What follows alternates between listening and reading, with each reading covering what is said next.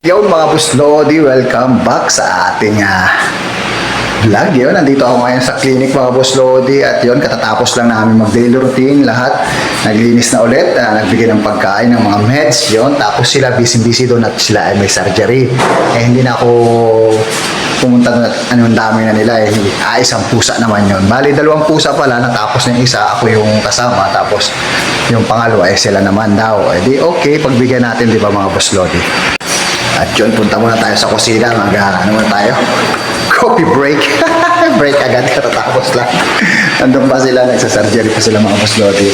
Tapos ito ating grooming. Yun, meron siyang 2 pusa mga boss Lodi. Tingnan nyo, papakita ko sa inyo. Grooming, yan. Ang aming groomer na si boss Lodi Rodel. Adan, yan. Tapos yung kanyang assistant, si Mr. Usman. Yan, from Senegal yan mga boss Lodi yan. Kaya mabilis matapos kasi merong katulong to si Boss Rodel, kaya napapadali ang gawain. Diskarte lang ba? Diskarte.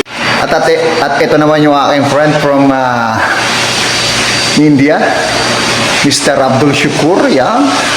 My friend, Kabir Mudir with a rubber tapping company in India. Yan, Kabir Mudir po yan, pasilbi-silbi lang. Cleaner siya dito pero boss siya doon sa India. Yan, Kabir Mudir in India. Only cleaner hina, but in India, Kabir Mudir, mga boss Lodi. Napakabait niya at masinop yan, madiskarting friend natin from India yan. Mr. Abdul Shukur. Aywa! Ay magatimpla sana ako ng kape kaso may Jamila receptionist is here. And he's taking his break also. Eating bread and drinking coffee. Nahiya siya. He's shy. Okay lang yung mga boss Lodi. Kape at sukal. Kumuha muna ako doon kay Boss Rodel kasi may backup siyang Nescafe at saka sugar mga boss Lodi. Oy, Nescafe baka naman. At yun, nakapagkape din tayo mga boss Lodi.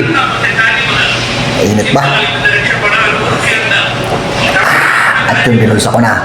At marami makikipagkape niyan pag iniwan ko dun sa kitchen yung ang kape ni Boss Rodel mauubos. At yun lang, ala. Kape na, brother Shukur. Let's drink coffee. Shukran. Of what?